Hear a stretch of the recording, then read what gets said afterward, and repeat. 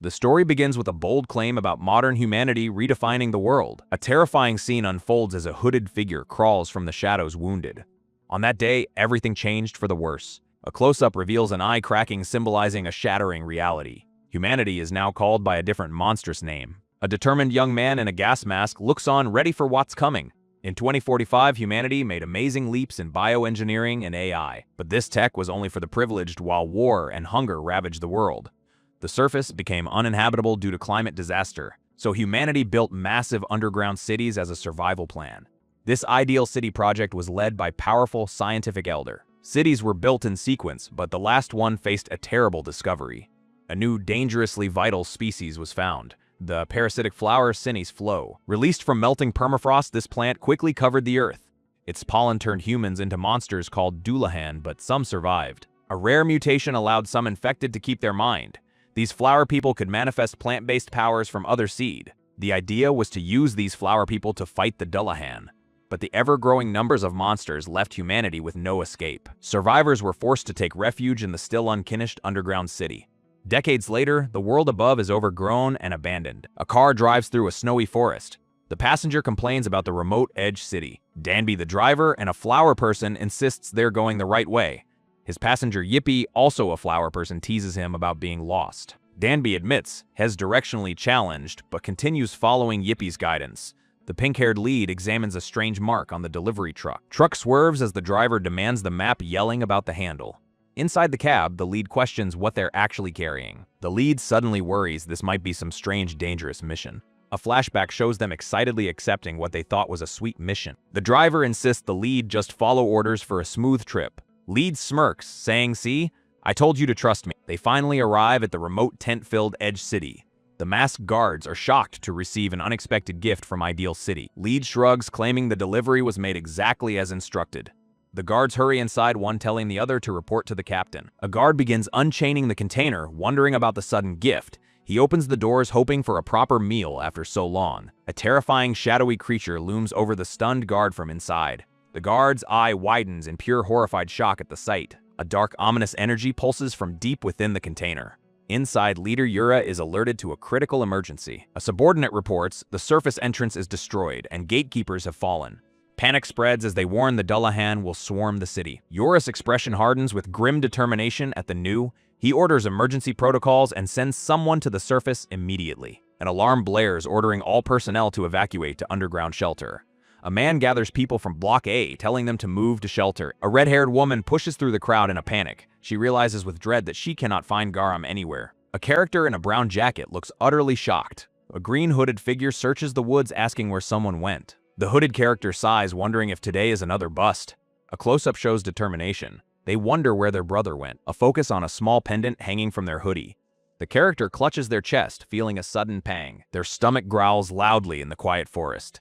They decide to head back to the city before it's late. While running, they suddenly stop, sensing something. Amy. They see smoke rising around the distant city, confused. A dark-haired fighter charges into battle against shadowy creature. The fighter swings a weapon with a fierce battle cry. He dodges a shadow monster's attack with impressive agility. Then he celebrates catching another creature, showing off to a teammate. His teammate offers a dry, impressed compliment on his flashy strike. Charlotte, the team leader, praises everyone's performance despite inexperience. The team confirms they are safe and prepares to clean up. Another team arrives, reporting heavier damage and needing help. The dark-haired fighter notices a container logo from Ideal City. He angrily confronts others for looking down on their team. Charlotte admits they lack the strength to escape powerful foe. A female teammate looks on with concern as Charlotte speaks. The dark-haired fighter sighs, resigned to the difficult situation. He declares he'll personally stomp those from Ideal City. A monstrous shadow creature erupts violently from the ground. The S-rank Dullahan looms over fallen hunters in snow. Charlotte freezes as someone screams Bard's name in terror. The blonde fighter realizes the monster attacked during cleanup. Green energy crackles around the fighter's gloved hand. A fist charges with brilliant green mana ready to strike. The blast erupts, but the Dullahan barely flinch. Injured allies need evacuation before the monster advances further. Those glowing eyes fix on Charlotte with predatory hunger. She charges forward despite the danger, refusing to back down. Her foot plants firmly, launching into a desperate counterattack. Charlotte's kick connects with the shadowy beast's massive frame. The monster's form shifts, nearly catching her mid-dodge. Horror floods her expression as she realizes the true threat. The ground shatters from the creature's devastating counterstrike. Charlotte collapses face first into the snow, barely conscious. She forces herself to rise, determined to protect everyone. Blood sprays as her body fails to respond to her will. She trembles, struggling to stay upright against the pain. The Dullahan raises its claw, blue energy pulsing ominously. Charlotte faces the towering monster beneath its massive leg. The creature's horrifying visage looms directly above her. Tears stream down her face, but resolve hardens her gaze. A white-haired warrior slices through the Dullahan with precision. Ice and energy explode outward from the devastating blow. Charlotte stares at her mysterious savior in stunned disbelief. Charlotte's eyes widen with shock and tears, completely stunned. The white-haired savior stands over the defeated Dullahan. A cell door clangs shut with heavy finality. Garam sits alone behind bars as someone approach. Uncle Isaac appears furious and shouting through the bar. Isaac scolds Garam for fighting a Dullahan without permission. Isaac threatens to help Garam die if that's what he wants. Isaac guesses Garam was searching for his brother again. Isaac softens, relieved Garam made it back safely. Isaac offers to let Garam go with one condition. Isaac warns that the atmosphere in the city feels wrong. He tells Garam to refuse any dangerous requests from Yura. Isaac hands Garam food and reminds him to keep the promise. Isaac leads Garam out of the detention area. They arrive at a meeting room where officials wait. Garam nervously asks if Hez actually being released. An official reveals they have a full report on his action. The red-haired man presents evidence of Garam's unauthorized exit. A map with marked routes is shown as proof of his violation. The official explains pollen contamination risks are strictly forbidden. Garam protests he brushed off all the pollen carefully. They accuse him of unlawfully engaging a Dullahan alone. Garam admits it just happened that way, looking down. The red-haired man smirks with quiet interest. Charges pile up. Unauthorized exit, Dullahan contact, unlicensed power. The white-haired youth sits nervously, facing serious consequence. An officer points at a map, questioning his hidden ability. The red-haired leader leans forward, demanding answers about his power. Garam stammers, struggling to explain his sudden awakening. A traumatic flashback floods back. Young Garam bloodied and terrified. Crimson pools spread across the ground beneath fallen Bodhi. A dark-haired man grips young Garam's hands desperately. The man's eyes blaze with fury and anguish. Small Garam watches helplessly as bodies litter the burning room. A shadowy silhouette crouches over the carnage Victorio. Back in the present, Garam whispers, "People were dying." The two officers exchange knowing glances, processing his confession. A hand slams the table. "I like that. I've a proposal." Garam's eyes widen nervously at the unexpected offer. The leader proposes joining Eternal Hymn at Edge City. Garam repeats the name confused as others watch intently. They explain it's an elite flower people strike force. Garam looks down, insisting is really not that strong. He clasps his hands, begging to just live quietly. Suddenly, shocking news. Gaon has been spotted in Strange City. A brutal flashback reveals Gaon as a mass murderer. The officer reveals coldly. Gaon is Garam's brother. Strange City's impenetrable security looms behind reinforced fence. The red-haired leader offers a deal. Cooperation for answer. A photo shows Garam with his brother and friends smiling. Garam's eyes widen in shock as he recognizes someone. He urgently asks if his brother is in Strange City. His fists clench, unsure how much help he can be. He agrees to help, but only if a promise is kept. A man in a beanie interrupts, disagreeing with Yura's plan. He questions throwing an unproven kid into such danger. Yura calmly states they will thoroughly evaluate his ability. The scene shifts to the destroyed city entrance. Yura explains they need parts from Engineering City. He assigns Charlotte and others as bodyguards for the mission. The beanie-wearing man is called the city's specialist. He sheepishly admits Hez a little special. Charlotte is introduced to Garam as the team leader. They shake hands, formally beginning their partnership. Suddenly, someone screams Charlotte's name in panic. A dark, monstrous form looms over a fallen figure. Charlotte is shown mid-fall, having been violently struck.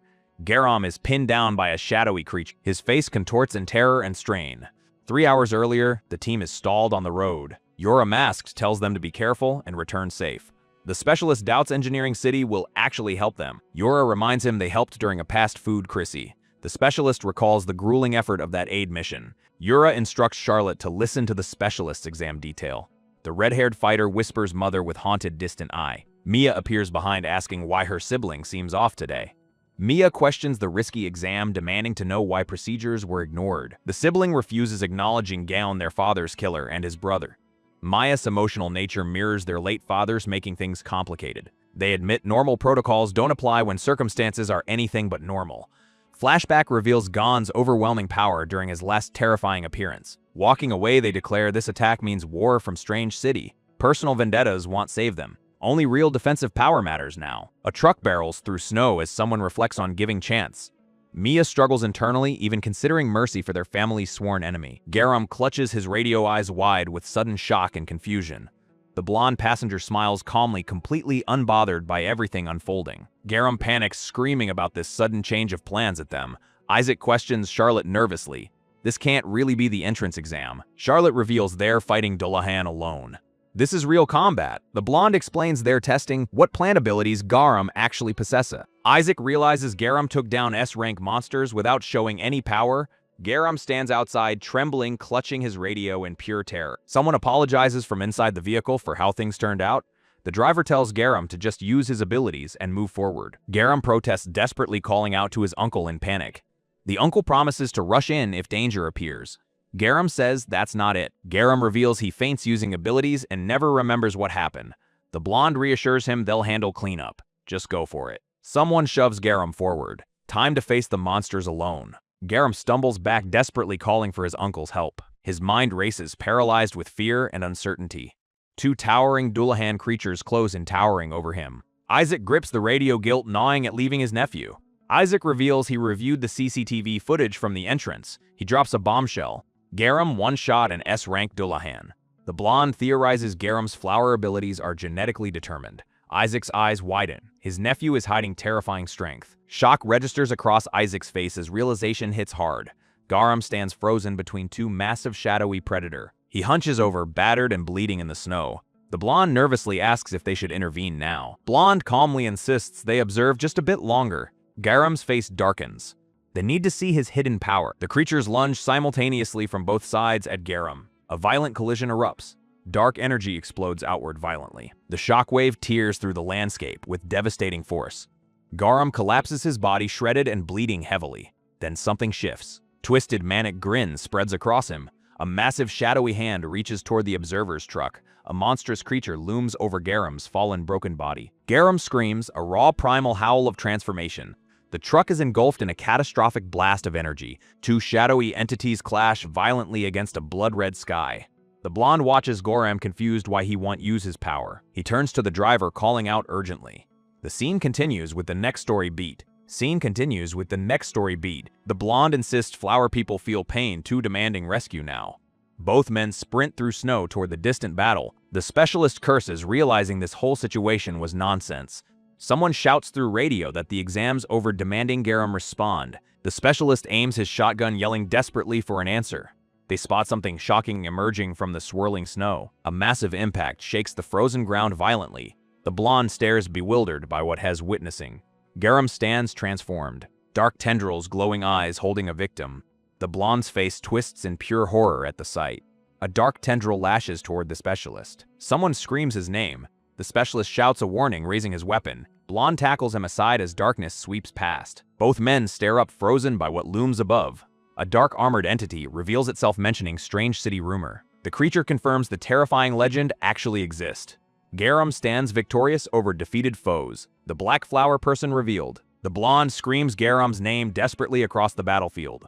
Garam hunches over, unresponsive to anyone calling him. His glowing eyes stare blankly. His completely lost consciousness. The blonde realizes Garam's roots ability is on another level entirely.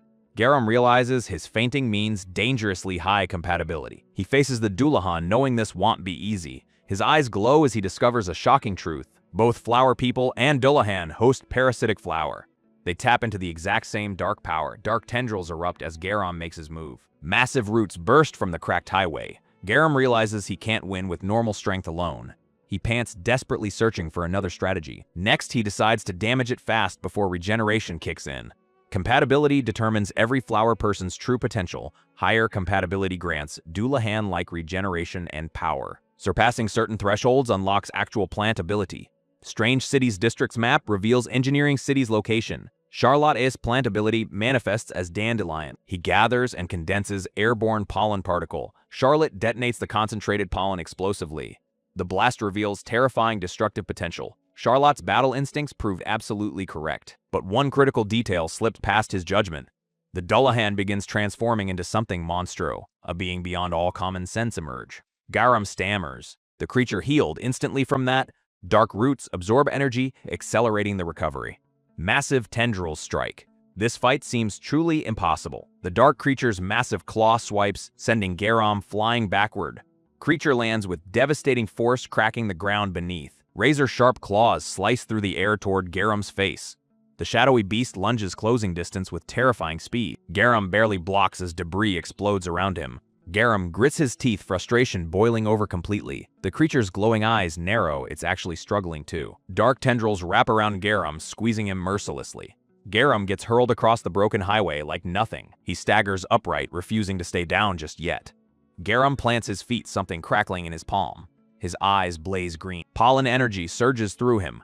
Golden sparks ignite across his outstretched hand. The creature pauses as light engulfs the battlefield. Ignition, a massive pollen explosion detonates instantly. Garam explains ignition seals his power, but should knock anything out. Smoke and dust swallow everything in the aftermath. Through the haze, a dark silhouette still stands tall. Those glowing eyes pierce the smoke, unharmed and furio. Garam's blood runs cold. His ultimate move just failed. The creature extends dark tendrils ready to finish. The Garam stares up helplessly as the beast towers above. A massive foot crashes down, shaking the entire ground. Dark tendrils whip around Garam, dragging him helplessly away. Garam slams into the mountainside with bone-shattering impact. Dark tendrils slam down with devastating, crushing force. Snow explodes outward from the violent, earth-shaking impact. The blonde collapses, dark tendrils writhing near him. Transformed Garam looms. What the hell is this monster? Horror floods the blonde's face as tendrils close in. Can we even call that thing a flower person? Massive tendrils crash down toward the fallen fighter. A fist bursts through the darkness with raw power. A dark spike pierces through flesh with sickening force. The blonde screams as a tendril impales him. Transformed Garam stands victorious over his broken opponent. Glowing eyes stare down with cold, predatory hunger. A heavy boot slams down with bone-crushing weight. The blonde gasps, bleeding and barely clinging to consciousness. Something shifts inside. A heart pulses with strange energy. Dark power surges with crimson, violent intensity. Terror grips him.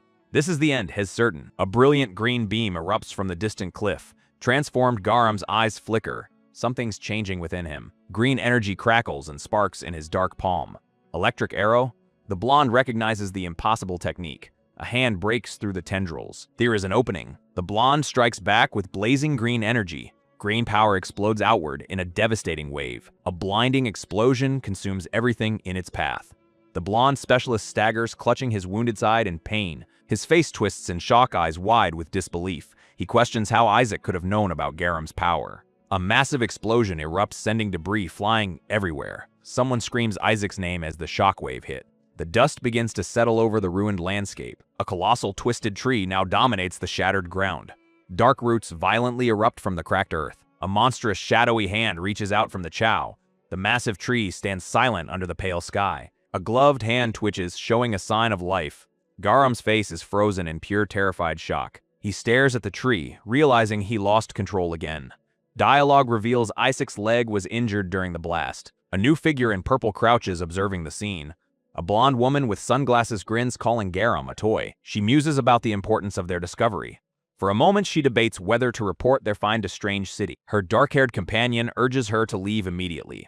She considers leaving a hint about Garam's location. A close-up shows a strange, monstrous creature's face. A green portal, or energy slash, cuts through the air. The blonde specialist stands, demanding to know what's happening. A red-haired man looks on, appearing tense and alert.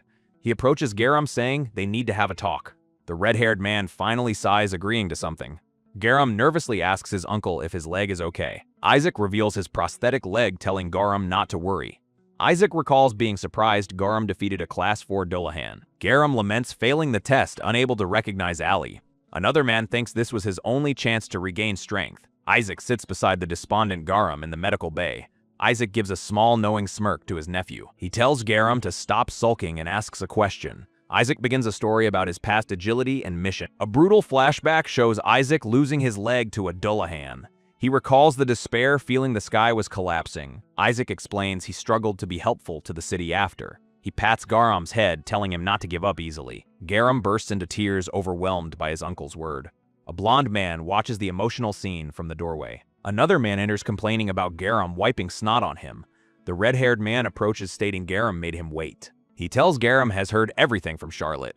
The man announces Garam's punishment is suspended due to unstable power. Garam looks down, addressing the man as Lady Yura. He acknowledges his poor control harmed his uncle and Charlotte. Garam looks up, his eyes filled with desperate resolve. He states he wants a chance to redeem himself. Garam vows to leave the city if he fails to prove his worth.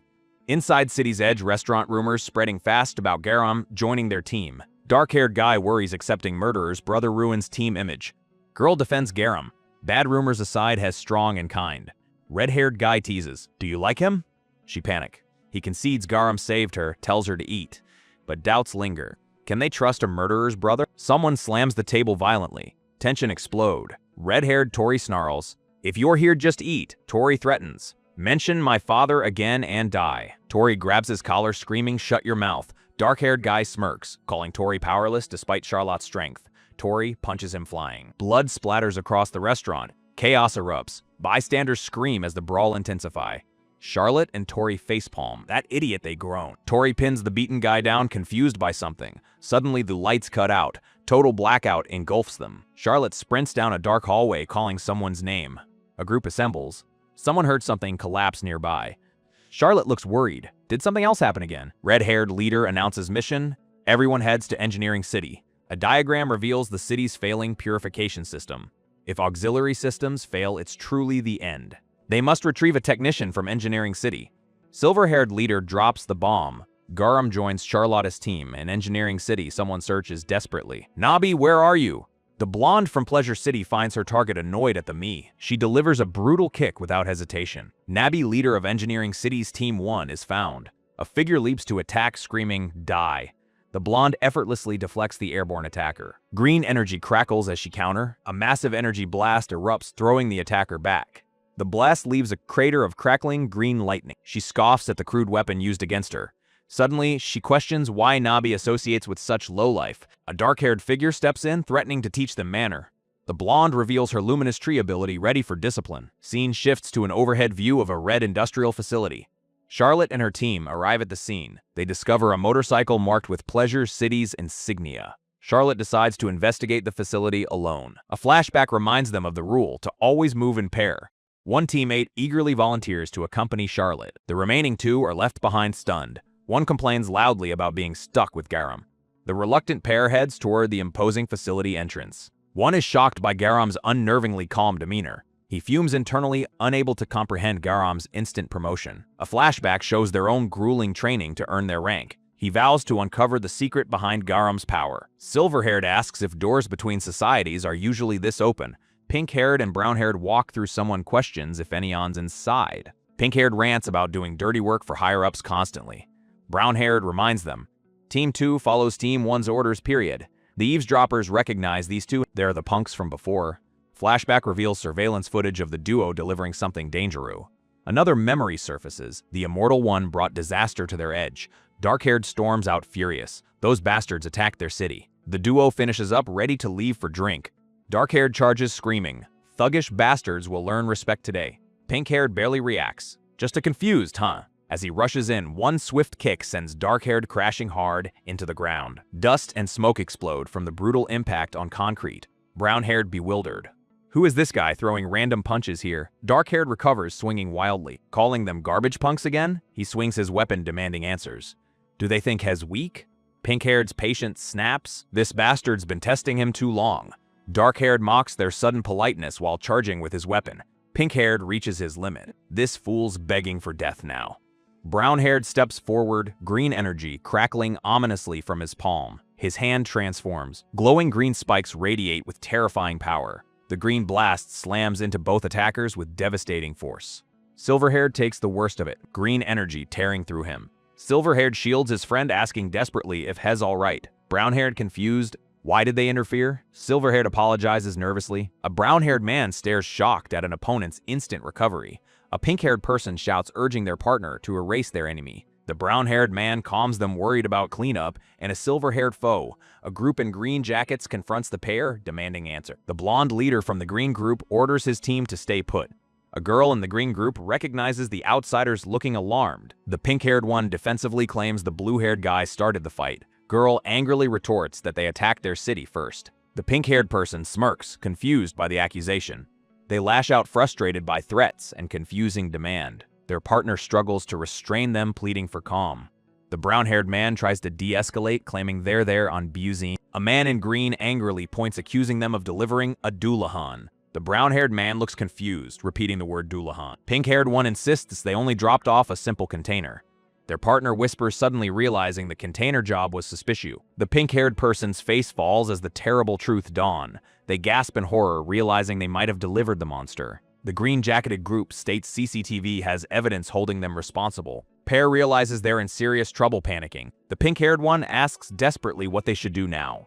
They immediately start bickering, blaming each other for the job. The brown-haired man turns to face the accusers, tense. Pink-haired person declares they need to run, looking back. A swirling pink portal erupts as the pair makes a chaotic escape. The team watches the mysterious figures vanish into the smoke. They decide to proceed with their urgent mission below. A teammate hesitates, mentioning Charlotte's name with concern. They arrive at the silent, towering structures of Engineering City. The group moves cautiously through the dark, empty corridor. A flashback shows the city bustling with scientists and machine. The blonde notes the unnatural quiet, even compared to their home. Dark-haired man and woman share a worried glance. The silver-haired man suddenly senses something turning his head. He spots something alarming, his expression hardening. A bloody hand hangs limply from the shadow. The two men jump back, startled by the gruesome sight. Camera reveals a corridor splattered with fresh blood. The team stares in shock, the blonde uttering a grim curse. They enter a chamber filled with grotesque, pulsating green cocoon. The cocoons are suspended, dripping with blood and fluid. A split panel shows the horrified team and a smirking blonde woman. In a vehicle, a stern man and pink-haired woman watch the city. A single elegant shoe steps silently onto the bloody floor. The silver-haired man trembles, sensing an overwhelming presence. More cocoons hang above, some torn open, revealing their content. The dark-haired man and woman react in pure horror. Blonde analyzes the scene, doubting Pleasure City's involvement. He theorizes the power scale points to someone from Strange City. His companions react with shock at the mention of Strange City. The blonde explains Venus flytrap devours people, turning them into Dullahan. Silver-haired realizes the horrifying implication. Someone can control Dullahan. Bloody cocoons hang from the ceiling, faces visible inside. More cocoons crack open, something terrible emerging from within. The green-jacketed team stares in horror at the cocoon. A single cocoon splits further, revealing what's inside. A dark creature with glowing eyes and sharp teeth emerge. Shadowy Dullahan creatures swarm forward with menacing white eye. The team screams, paralyzed by the horrifying sight before them. Someone realizes the ability user turned all these people. Dark-haired panics, shouting they should run, too many to handle. Charlotte grabs him, desperately hoping survivors still exist inside. Dark-haired argues back. They nearly died fighting before already. Someone begs Charlotte to talk sense into the panicked one. Bard steps forward, determined to find surviving engineers below. Bard declares they must rescue survivors and reach the edge. Silver-haired and Charlotte watch with grim, resolute expression. Hands grip a weapon, tightly preparing for the inevitable fight.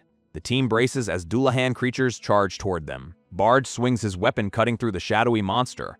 Bard fights fiercely, but the creatures keep coming endlessly. Sweat drips as Bard realizes this battle has no end.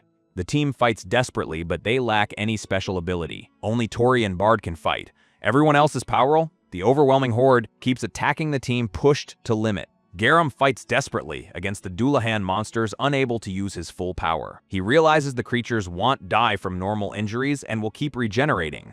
Garam suddenly calls everyone to gather around him with urgency. The team stands surrounded by Dullahan creatures in the massive industrial chamber. Silver-haired gasps for breath, warning Charlotte they'll collapse from exhaustion soon. Garam asks Tori if she knows how to open doors from her control room experience. Tori confirms she can, but questions why as Garam assigns her and Bard a mission. Garam orders them to shut down the purification system and open ventilation duct. The team is shocked. Garam reveals the assembly will fill with pollen. Tori worries about civilians, but Garam says limiting it to this zone is safe enough. He admits the facility will suffer damage, but it's the only way to defeat the Dullahan. Dark-haired suggests Giryang could use his plant powers instead to solve the. Silver-haired reveals Garam can't use his abilities right now, stunning everyone. Dark-haired demands answers, but Garam shouts to just find the direct switch. Bard and Tori sprint down the corridor, obeying the urgent command. Dark-haired follows, frustrated and confused about what's really happening. Garam realizes the Dullahans are coordinating. They must have some kind of plan. A Dullahan suddenly lunges at Garam from behind with terrifying speed. Charlotte intercepts, slashing the creature away and yelling for Garam to be careful. Charlotte checks on Garam, warning that losing control here would be catastrophic. Garam insists he's fine as long as he doesn't use abilities or pass out. Bard and Tori reach what appears to be the engine room, noting its familiar structure. Tori examines the complicated controls, needing to check the manual first. She considers shutting off all power, but Bard reminds her survivors might be elsewhere. Tori identifies the right button while Bard takes position to stand guard.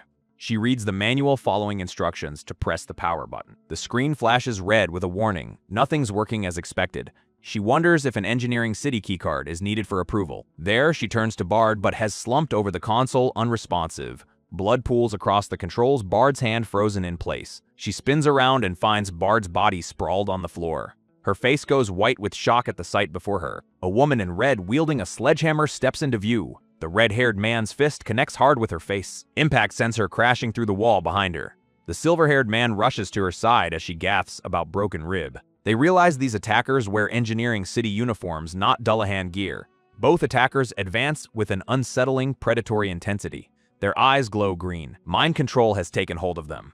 The blue-haired woman lunges forward with her purple weapon drawn. Purple energy crackles around her as she prepares to strike. Her weapon cuts through the air with devastating force. The silver-haired man barely manages to evade the lethal slash. Her blade pulses with concentrated purple energy, ready for another attack. Someone screams Garam's name as Hez struck down.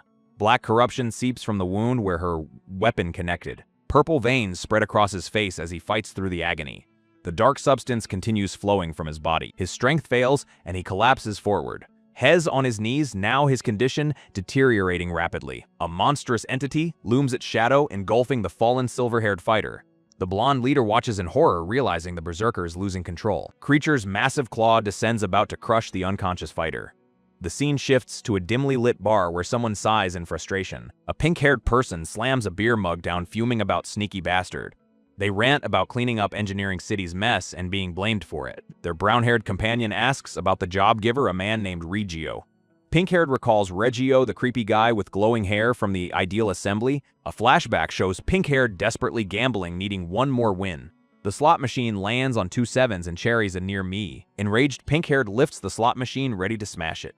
The blonde arcade manager intervenes, warning about the machine's high cost. He smirks, suggesting she could pay with her body if she can't pay.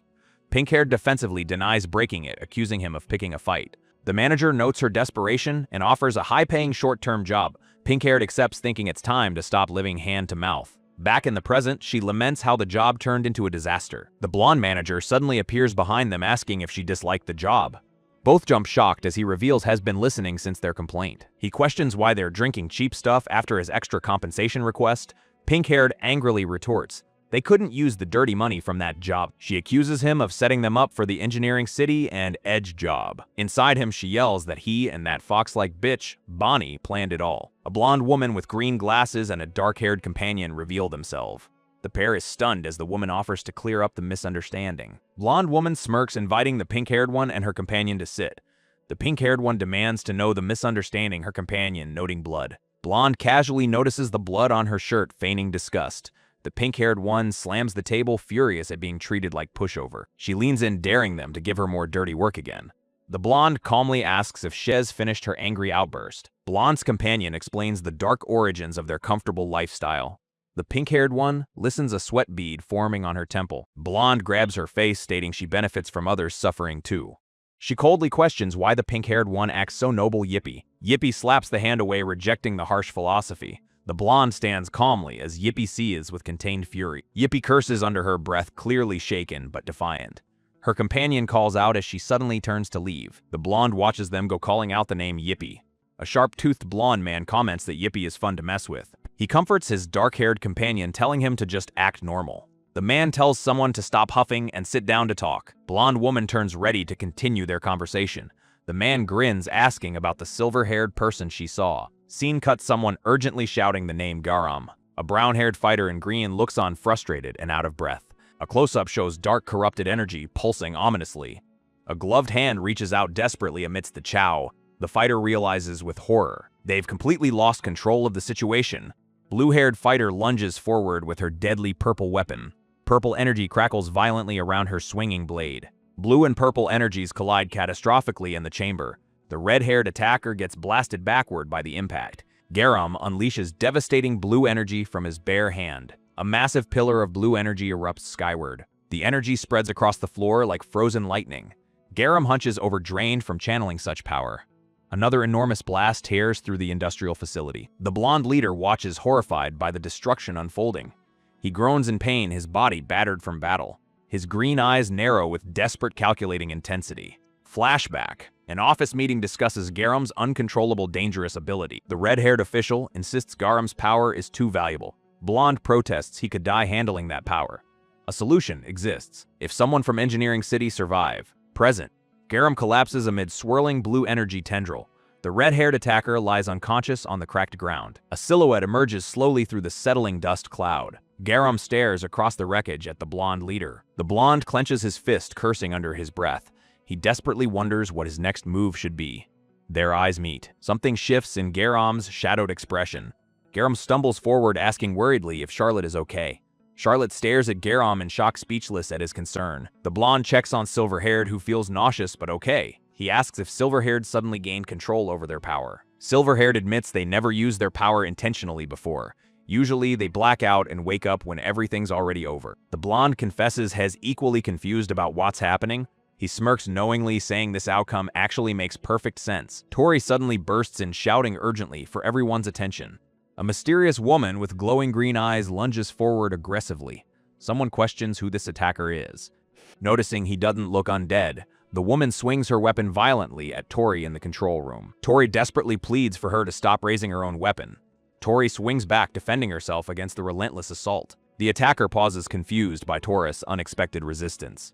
Close-up reveals the woman's eerie glowing eyes and unsettling expression. Suddenly, the woman collapses to the ground without warning. Tori stands frozen, shocked that her attacker just dropped instantly. Someone rushes in, calling Charlotte's name, asking about Silcut's location. The blonde and silver-haired arrive frantically, asking if Tori's safe. Tori explains Bard was ambushed by a stranger and lost consciousness. Someone asks Garam if he's properly removing the cocoon. Tori watches, nervously, sweat dripping down her worried face. Garam tears through massive cocoons with raw physical strength alone. Tori wishes she possessed abilities like that to fight more effectively. The thick cocoon material splits apart, revealing what was trapped inside. Freed people return to normal, confirming the cocoons caused everything. The survivors survey the grim aftermath, piecing together the attack's origin. Only 3 survivors are found amidst the wreckage in silence. They recall how the mutants returned to normal after the cocoons were destroyed. The rescued mutants are secured, but other residents remain missing. Most others were found dead or already turned into undead creature. A shocking truth is later learned about the brilliant scientist. The truly brilliant minds were actually located in the higher city. Engineering City, only good for menial tasks, was marked for reset. The city's enthusiasm faded into cold, oppressive silence after that day. Blonde leader confirms the only casualty was Bard. The red-haired man grimly notes the higher city's actions were more than a threat. Silver-haired youth questions why the higher city suddenly attacked them. The brown-haired woman presses the red-haired man, sensing he knows more. He sighs, realizing he can no longer hide the truth from them. Then he finally agrees to explain what exactly happened. He reveals he was once an administrator in the higher city. Next, he describes the chaos when parasitic flowers forced a population flood. The higher city gathered experts, including himself, to solve the flower problem. At first, the abnormal district conducted its own resistance research. But with the birth of the Huayan, the research's purpose changed. The Huayan was seen as the key to humanity's immortality. He states things started to go terribly wrong from that point. Horrific human experiments began, all to artificially create a Huayan. They even trafficked children, promising migration rights for material. He fled to the End District, but the Pleasure City now aligns with the higher city. The red-haired man notes the tied-up group shares their predicament. Garam looks up, startled, as someone calls his name. The red-haired man asks if Garam controlled his power this time. Garam admits he doesn't know how he managed it. The red-haired man says the outcome was good regardless. He smirks, stating his prediction was correct all along. The blue-haired woman, still bound, processes this revelation. Captured group begins to stir, waking up confused. The blue-haired woman demands to know where she is. Red-haired man kneels, checking on the woman named Nabi. Nabi looks around, piecing together her disorienting reality. He explains they're in Edge City, rescued from Engineering City. Nabi's eyes widen, asking desperately about the other. The red-haired man falls silent, his expression grim. He reveals only the 3 of them were left alive. Nabi's face crumples as she realizes the horrific truth. She collapses forward, mourning the children taken or killed. Garam stares, horrified by the unnecessary slaughter. The red-haired man apologizes for being unable to help. Nabi recalls the day Regio and Bonnie arrived. The brown-haired woman describes the indiscriminate killing spree. Nabi screams, blaming their refusal to swear loyalty. Tears drip onto the floor from her bound feet. The brown-haired woman pleads to be of use somehow. Nabi's face twists in anguish, begging for a chance. The group asks for help taking revenge against the higher city. Nabi cries out about families slaughtered in Engineering City. Yura smirks, knowingly sensing an opportunity here. He places a hand on Nabi, offering a request. Yura tells Nabi to attack the silver-haired boy. Garam sweats nervously as Yura orders the test. Nabi questions using her ability on a kid. Garam stammers, confused by Yura's sudden betrayal. The blonde leader holds Garam down calmly. He tells Garam to calm down and listen first. Yura asks if Garam loses control using power. Garam admits he was strangely fine this time. Yura theorizes Nabi's downgrade ability stabilized him. The blonde leader agrees the theory makes sense. Nabi realizes her attack actually helped him. Yura confirms but wants to test the theory. The girl asks why Garam's power is unstable. Garam reveals his plant ability made him lose control. The girl realizes Garam is vulnerable like them.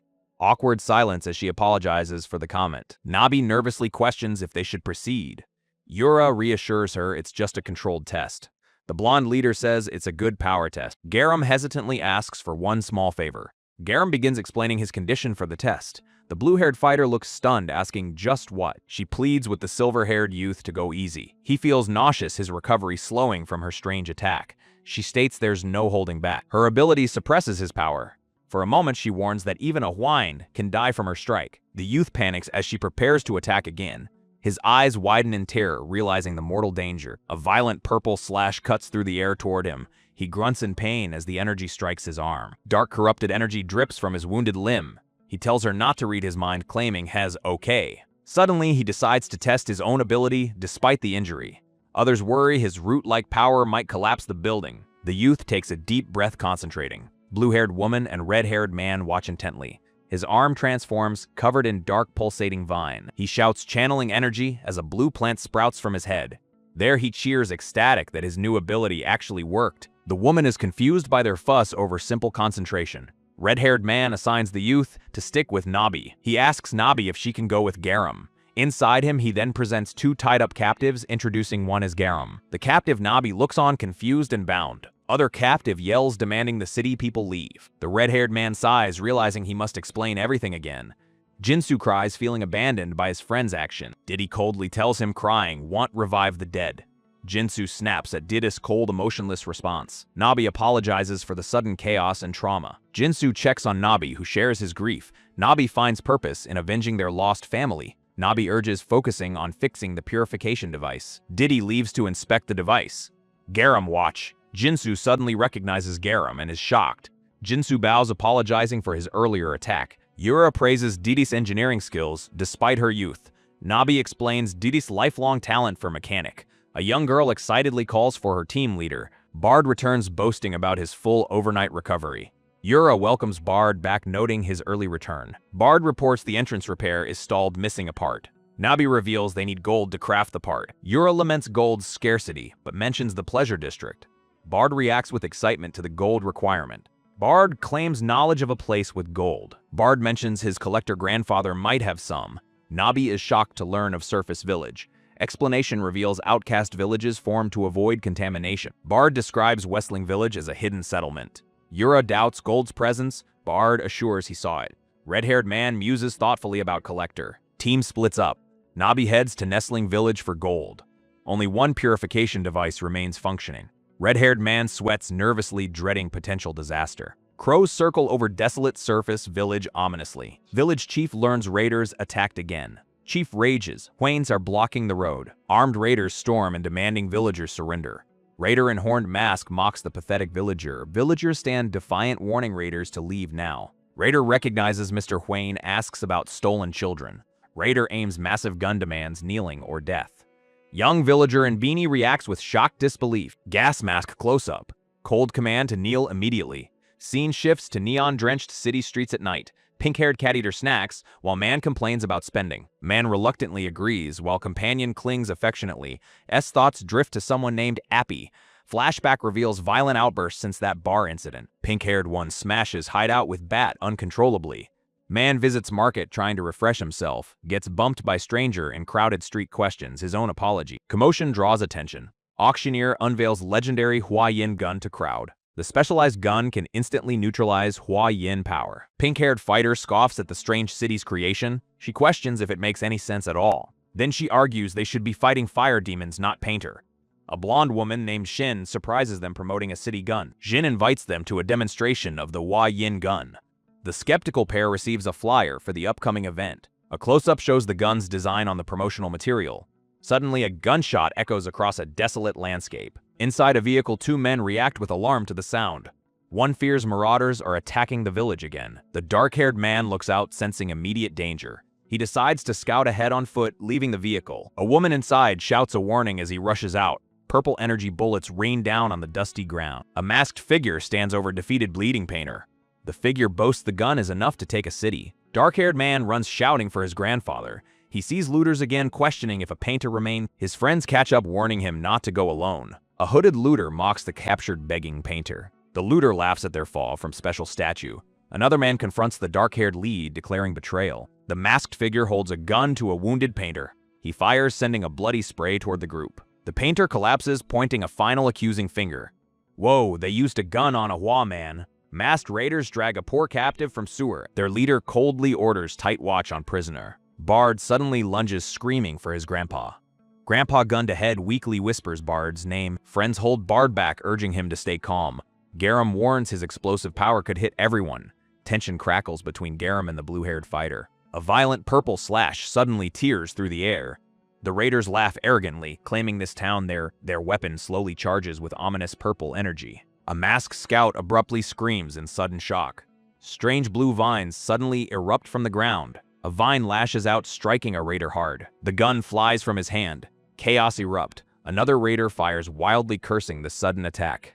They're plant-powered. The group reveals their secret. The leader shrieks, ordering Garam's immediate death. Purple energy blasts violently explode across the street. Garam's eyes suddenly glow with focused intensity. Massive blue vines surge upward from the earth. The blue-haired woman softly calls out, confused. A boot steps on cracked energy-veined ground. Garam wipes his mouth, vines looming behind him. The raiders panic. That's not what you promised. A masked figure in purple gets hit by a blue energy slash, commenting on special ability. The masked fighter is engulfed by a blinding explosive light from the attack. Aftermath shows two defeated bodies lying in the snow surrounded by blue energy wisp. A shocked masked face demands to know what the attacker is, eyes wide with disbelief. The masked antagonist taunts someone, bragging about their supposed citywide killing ability. A silver-haired youth suddenly appears, moving with incredible speed to strike. The youth unleashes a massive concentrated blast of blue energy against his foe. Masked attacker is slammed into a wall, coughing up blood from the devastating hit. The wounded fighter despairs, thinking they're going to die for absolutely nothing. Through their cracked mask, they see the silver-haired youth still standing over another. With a final desperate resolve, the masked fighter begins to remove their helmet. A bloodied manic face is revealed, screaming threats about becoming a consuming flame. An info card explains parasitic flowers reproduce by hosting humans, creating fire ear. Documents reveal these infected are endless regenerating killing machines, killable only via heart root. Their bodies are protected by a black curse, requiring special methods to combat. Creatures are ranked by danger, with grade 5 being the most common bug type. A shadowy, monstrous creature is shown mid-attack, illustrating the threat. The silver-haired youth and his ally face off against the newly transformed monster. Youth looks back, his face a mask of pure shock at what he's seeing. The creature undergoes a terrifying transformation, its form becoming more demonic and spiked. A title card dramatically identifies the monster as a rank 3 fire demon. The fire demon unleashes a swirling vortex of dark destructive energy. Energy attack slams into the ground, causing massive structural destruction and debris. The silver-haired youth stands his ground, looking determined amidst the chaff. A close-up on his intense sweating face shows the sheer pressure of the battle. Debris rains down as two figures sprint from collapsing building. The silver-haired fighter crawls forward, bleeding badly from his back. He weakly calls out for his grandpa, blood streaming from his head. Bard catches him panicking. His friend's head is gushing blood. Bard freezes, spotting something monstrous rising in the background. Sweat pours down Bard's face as terror grips him completely. A twisted, multi-armed tree creature looms over the ruined street. Bard laughs, nervously unable to process what he's witnessing. A masked raider cowers, screaming "Freak! Monster!" in pure terror. The creature lunges. Raiders beg someone to turn it off immediately. Panicked raiders scramble to flee, not understanding what's hunting them. Razor-sharp claws slice through the air with brutal speed. One raider collapses, groaning in agony on the cracked ground. Another raider gets caught screaming as the creature strike. A raider is grabbed violently, desperately, yelling to shut it down. The creature drags a helpless raider who screams for salvation. Raider is slammed into the ground with crushing force. A terrified eye stares through a gas mask. Death is imminent. Blood sprays across the scene as Bard watches in horror. Bard covers his mouth, splattered with blood, completely traumatized. The creature stands triumphantly. Bard whispers, "What is that?" His eyes widen. Could this be the legendary Grade 3 Fire Ear? Reality hits. Where are his friends? Is everyone else okay? Blue vines erupt violently. Someone screams at Garam to stop this. A blonde woman pounds desperately on a blue barrier, terrified. Blue-haired fighter desperately tries breaking through, failing completely. Blonde companion curses, fist clenched in pure frustration. Dark spider creature gets slashed, blood spraying everywhere. The monstrous form rides dark tendrils, flailing wildly. Flower-mouthed beast shrieks, energy crackling around its body. Silver-haired youth reaches out, promising rescue from danger. His eyes widen in sudden horrified realization. Blue vines erupt violently, tearing through the ground. Dark claws grab at him while vines surge around. Silver-haired fighter grimaces, teeth clenched at incoming threat. Blue energy slams into him, sending him reeling. Close-up shows him sweating, struggling against overwhelming force. Red claws slice through protective blue vines effortlessly. Vines and claws clash violently overhead and chow. He stares down, shocked by what he discovers. His face drains of color, eyes wide with dread. The creature's attack somehow fails to connect properly. Massive energy collision explodes in blinding destructive force. Blue vines sweep across the devastated battlefield area. Silver-haired youth gets lifted helplessly into the air. The beast descends from above, vines reaching upward. He gasps, blood dripping down his battered face. Monster's flower mouth opens wide, preparing devastating strike. He looks up stunned as blood sprays around him. Somehow the creature attacks again, his defense completely shattered. The blue energy slash continues its devastating attack. Monster is struck, reeling from the powerful blow. The silver-haired youth presses his advantage relentlessly. A massive energy blast engulfs the creature. The youth pants, feeling the strain of battle he believes has found the monster's weak point. A sudden horrific scream pierces the air. The youth winces, the sound overwhelming his sense. He steels himself, knowing he must finish but the monster's core is shockingly resilient. A grotesque flower-like structure is revealed inside. The ground trembles from the creature's agony. A pained voice whispers from the monster. The creature's true terrifying form fully emerge. Youth's eyes widen in pure horror. The monster speaks, its voice dripping with malice. A decisive strike severs something critical. A pendant falls through the dusty air. It lands near the ruined village building. A massive root structure suddenly begins to retract. A blonde-haired character watches the roots descend. His companions notice the sudden strange change. They question where their captor has gone. A strange, ominous sound reaches their ear. The blonde-haired character's face freezes in shock. Fire demon lunges forward, dark energy crackling violently. A brutal impact sends blood spraying across the ground. Bard and Nu stare wide-eyed, completely frozen in terror. Garam and the blue-haired fighter exchange horrified glance. The monster's massive foot crashes down, shaking the entire street. Buildings crumble as a devastating energy tears through everything. Garam's face goes pale. This thing is way too strong.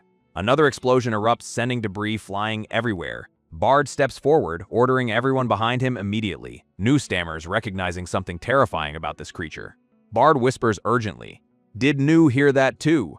The demon's clawed hand rises, high power radiating ominously. Garam suddenly shouts, sensing something completely wrong here. A body flies through the air. Someone spots Grandpa. The group screams for Bard to wait, but Hez already running. Bard charges recklessly toward his grandfather as the demon strikes again. Garam's expression shifts to sudden confusion.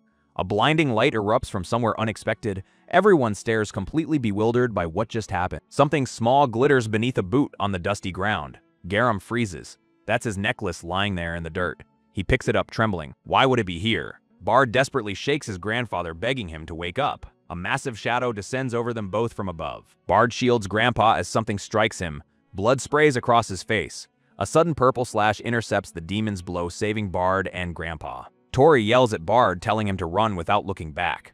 Tori apologizes to Sin, his face strained with effort and guilt. A massive dark tendril slams down, sucking debris and pulling fighters toward it. Tori stands ready, purple energy swirling as someone mutters, "This guy?" Tori looks up at a looming shadow, realizing this is no normal foe. A huge explosion erupts as the creature's attack collides with Tori's defense. Garam shouts that this won't work, desperately calling for his grandpa. Tori confirms Butterfly's weakening attack worked but questions its depth. Tori explains the effect. Cuts won't be as deep or last as long. Garam plans to provide cover so Tori can land a decisive hit. Tori questions why a rank 3 fire demon is attacking this town. The narration notes the extreme rarity of such a high-ranked demon here. Garam offers 2 theories, an outside source or a Manhwa immortalized it. Tori's eyes widen in shock, realizing the horrifying implication. Garam blames looters and identifies the creature as a special fire ears variant. The scene shows a bloody ravaged building hinting at cannibalistic patient. Tori reacts with horror, exclaiming that those guys cannibalize other. Garam simply confirms with a grim quiet. Yeah, a monstrous form emerges revealed as something that wasn't human to begin with. Tori's expression hardens purple energy, flaring as he feels an urge to kill. Tori prepares to strike, asking for cover to imprint his power deep. Tori charges forward, yelling "Incoming!" as a massive claw swipe. Tori dodges the brutal attack, his own strike landing with a spray of blood. Garam's hand glows with golden light, ready to unleash his own power. The blue-haired fighter bolts sideways as a massive impact explodes behind them. A dark creature shrieks its maw wide with jagged teeth. The blue-haired fighter leaps purple energy swirling around their blade. A devastating kick connects purple light flaring on impact. Golden eyes gleam with predatory confidence. They shout "suck" while absorbing energy. Purple devastation tears through the creature's body violently. The monster gets launched skyward, trailing dark ichor. A blonde figure appears, smirking. "Way to go, Butterfly." A boot steps forward, golden light radiating from the ground. The blonde fighter grins, declaring, "Leave the back to me." Golden energy erupts across the ruined street in blinding radiance. Green eyes blaze with terrifying power. Bloom flowering. Golden petals and light streak across the darkening sky. A creature writhes, impaled by countless golden beams from above. The blonde fighter staggers, coat whipping from unleashed force. They clutch their chest, energy crackling uncontrollably around them. A pillar of white gold light erupts, obliterating everything beneath it. Their face darkens ominously. Crown hairs, crest hair. Another devastating blast detonates from their outstretched hand. A colossal explosion of golden fire consumes the entire battlefield. Dark tendrils scatter through the air like fleeing shadow. A creature tumbles helplessly through the chaotic energy storm. The blue-haired fighter dodges desperately as a monster lunge. They glance back, sweating. "Bar, did I just look at the wrong thing?" The blonde stands trembling in the aftermath.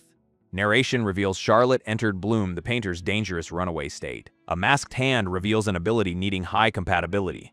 The blonde ponders why such power hides in shadow. A creature explodes violently under some unseen force. A dark multi-armed silhouette looms ominously. A massive claw strikes down as onlookers watch. A vine-covered monster rises, dripping with blood. 2 characters stand amidst rubble, one questioning if it's enough. A determined fighter calls their opponent persistent mid-battle. A sinister grin spreads across a character's face. An aggressive fighter demands their stubborn foe to die. A creature's core pulses, showing veins of energy. Blue energy erupts in a devastating explosion. Characters react with shock to an unexpected turn. Another burst of blue energy tears through the air. A massive explosion sends debris flying everywhere. The creature collapses, blue energy dissipating around it. A bloodied character succeeds, finally freeing themselves. A character wakes with a start, eyes wide. Panic sets in as someone searches desperately. Urgent calls to save others and action. A calming presence reassures, and other names exchanged. The group reunites, checking on Garam's condition. Inquiry about a defeated foe resolved by Ali. An elder reports injuries but no major loss. Night falls, rest advised, praising Garam's effort. Silver-haired fighter sits exhausted, relieved the nightmare's over. Blonde companion asks what happened trapped inside those writhing root. He explains the masked man removed his mask mid-fight. Flashback shows flesh consuming him, trying to drag him under. He couldn't breathe, certain death was closing in fast. Then an explosion burst open, rushing air saving him. He pushed his own roots outward with desperate final strength. Blonde realizes Shallot's power caused that timely saving explosion. He reveals killing a rank 3 fire demon is tricky. Its heart exists elsewhere, not where you'd expect it. Silverhaired's final blow destroyed that hidden parasitic heart. Blonde holds out a familiar pendant, returning what was lost. The string broke during battle, hastily tied back together. He's shocked, realizing he dropped his brother's only keepsake. The group stands together, sensing something has changed nearby. A masked figure stumbles and confused about what occurred.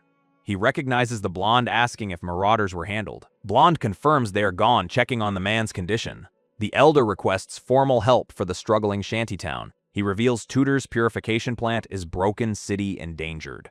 The elder panics, asking about Teddy's whereabouts in alarm. He desperately asks if Bard is safe from danger. Scene shifts to Weird Society headquarters, a secret meeting. They discuss the Hua Yin case's reception among Pressure Society. A woman reports releasing assets, questioning if elders are safe. The secret meeting hears shocking news about the fire demon. A flashback shows the brutal reality of fighting those creatures. The sheer scale of the battle is revealed in a wide shot. Blonde woman coldly outlines her manipulative strategy. A silver-haired man asks about a specific investigation target. The woman confidently states she has already handled the problem. An elder in a gas mask reacts with shock to new information. He urgently asks if the young fighter Bard is safe. The blonde man reassures him but delivers grim news about the city. He explains the critical need for gold to repair the entrance. The elder confronts the group, asking if they seek the gold. Blonde man clarifies they propose a fair trade instead. The elder considers their offer, asking to set one condition. He begins to state his demand for the town's resident. Next, he asks for their right to emigrate to the city of Tude.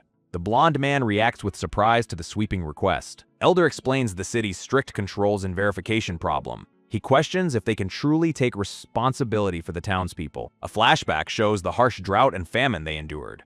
The constant deadly attacks from fire demons are highlighted. Dwindling population of painters and villagers is shown.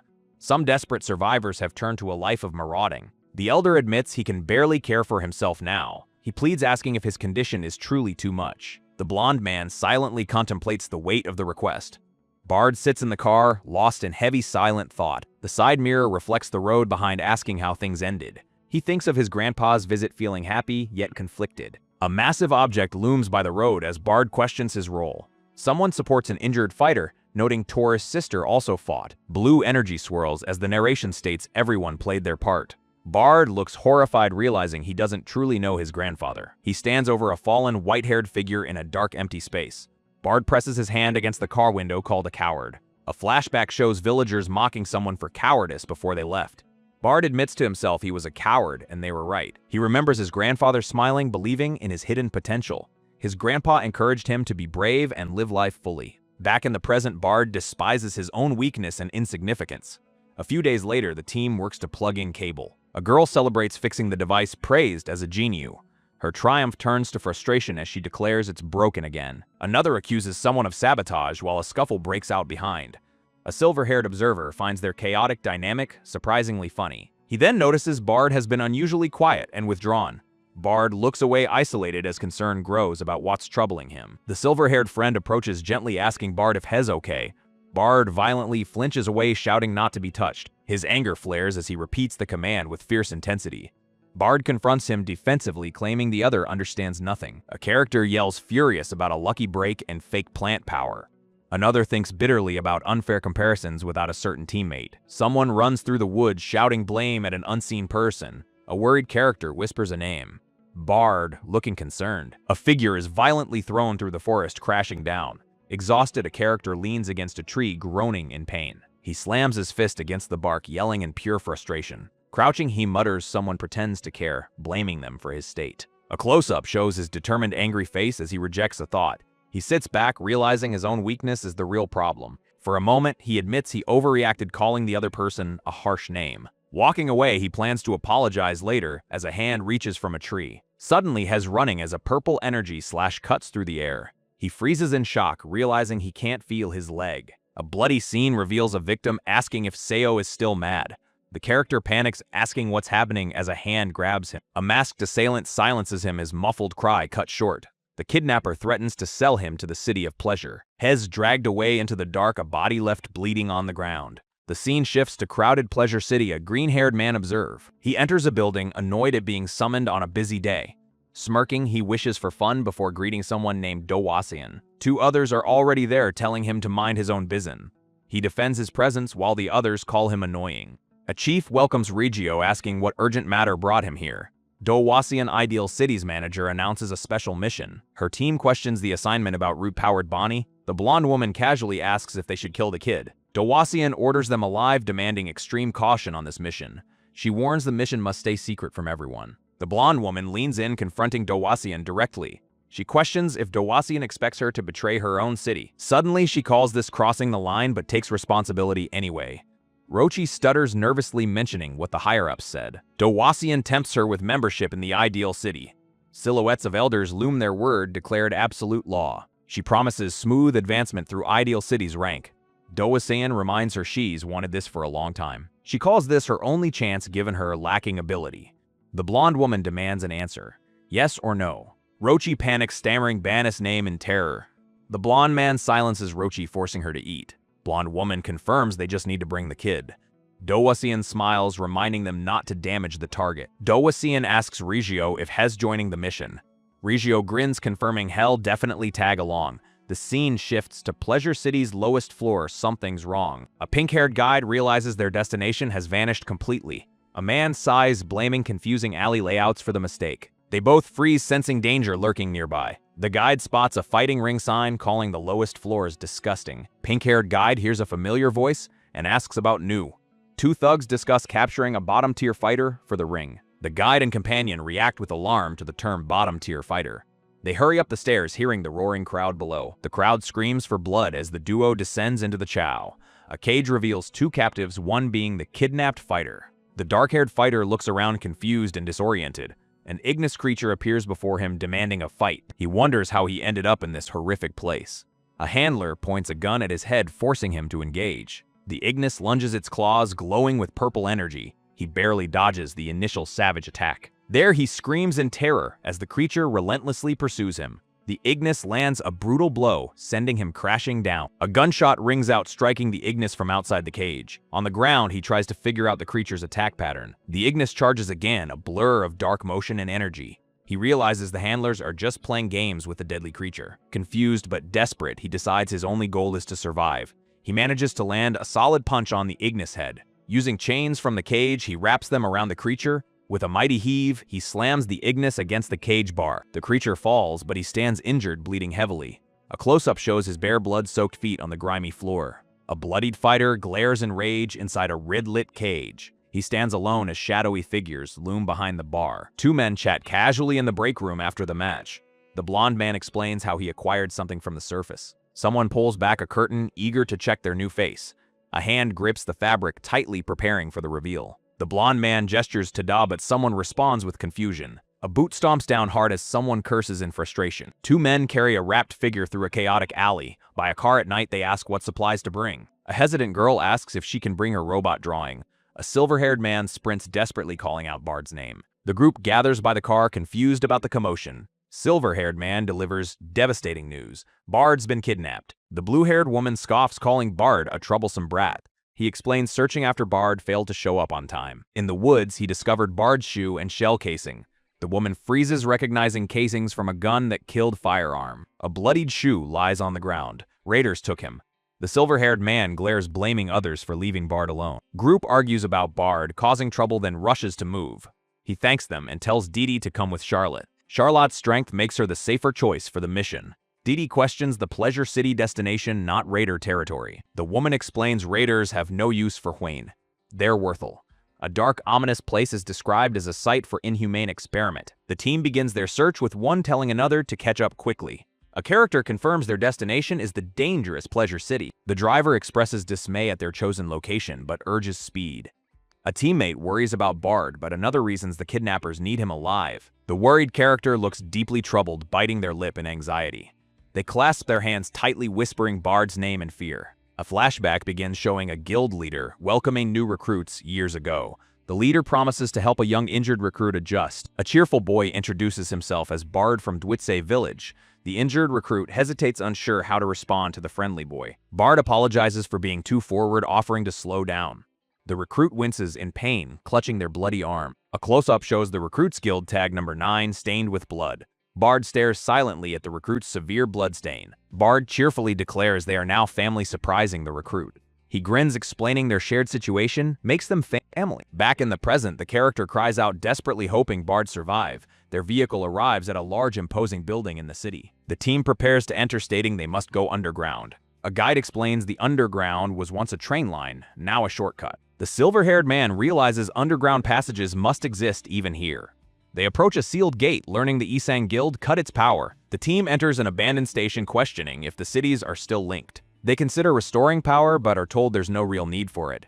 Three figures trudge through a dark tunnel, discussing ideal cities' interference. They spot a ghost mark on the wall, The entrance to Pleasure City. A bag sits ready as they prepare for infiltration. The blue-haired woman questions whether this infiltration plan is wise.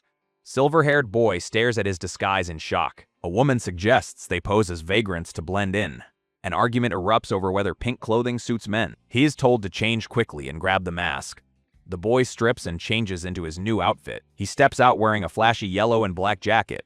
Inside him, he grumbles about his loud outfit while others wear plain clothes. They pull on gas masks to complete their disguise. Then they declare themselves ordinary people, no longer Hwayne. Masked and ready, they charge forward into the darkness. At Danbus hideout, someone gets scolded for bringing Jay along. A man explains he acted out of guilt over past event. The pink-haired woman confronts him about complicating their situation. They argue fiercely about throwing someone out immediately. A physical struggle erupts as they fight about leaving quickly. A mysterious leg appears commenting on the noise. Regio arrives grinning and asking about Sweet Mission. The group hits the floor as he mentions a no-risk mission. Pink-haired woman panics. The worst person has arrived. Regio repeats his question about easy missions with a grin. She seethes internally at this terrible bastard's untimely appearance. The pink-haired guide finds a locked door confused. He tells everyone to stay close in this me. The two companions demand to know his plan. Guide snaps back, unsure what to do. He declares they need an emergency escape immediately. Regio appears casually asking what they're doing without him. A swirling portal of energy suddenly materializes before him. Regio grins, amused by the guide's hidden cute side. The team enters Pleasure City, amazed by its scale. Two masked guides explain gas masks are collateral for entry. The neon-lit skyline of Pleasure City towers above them. Team walks through cleaner streets than expected. A masked companion warns the kid about the district's true nature. The blue-haired woman warns never to let your guard down. Deep underground hides crimes beneath the shining surface. Patrol robots monitor every corner for unauthorized individual. The robots eliminate unidentified threats with lethal precision. Citizens have identification chips implanted in their neck. Visitors receive temporary cards for identification purpose. The guide warns their lack of chips makes things complicated. They synchronize watches, planning to meet in 2 hours. The team splits up across the towering city street. Charlotte asks if Didi can track Nabis' location. Didi confirms she can track the signal device. The device beeps. They're getting closer to their target. Team splits up to search for Bard in Pleasure City. The two girls acknowledge the plan with determination. They rush off while the blonde man stays behind. Hez troubled knowing Garam is somewhere in this dangerous place. Memories of his electric plant ability surface. Someone connected to Ban's group appears in the chow. The group worries about their cover being blown. He's set on finding Garam before anything else. A figure races through the building's corridor. A mysterious clown character searches desperately for someone. He's desperate for any sign or clue. Purple petals suddenly materialize from nowhere. The clown watches in confusion as they fall. More petals cascade down around him. A massive burst of pink energy erupts. The clown gets struck by the attack. Technique is deceptively gentle, yet incredibly swift. A flower-adorned boot makes contact. A pink-haired girl lands triumphantly on someone. She brags about her impressive feat of carrying multiple people. The whole group crashes down together. Clown recognizes Bard among them. Someone lies on the ground while another comment. The clown embraces Bard, overwhelmed with relief. He demands answers about Bard's sudden disappearance. The dark-haired character states they are family, surprising his companion. Other character repeats the word family, looking utterly bewildered. The masked character apologizes for meddling earlier without knowing the full situation. Dark-haired one is confused, asking why the other is apologizing for his mistake. The masked character explains the earlier conflict wasn't worth getting angry about. He admits he was overly sensitive and took his frustration out on him. Next, he then directly apologizes to Garam, leaving the recipient stunned. The dark-haired character flustered questions if the masked one is actually Bard. Two new characters observe the scene, finding their argument cute and young. The masked character tries to calm tensions, but is accused of terrorizing the engineering district. He fires back, asking if they make assumptions about things they don't know. The pink-haired character defends their past actions, claiming they saved a suicidal man.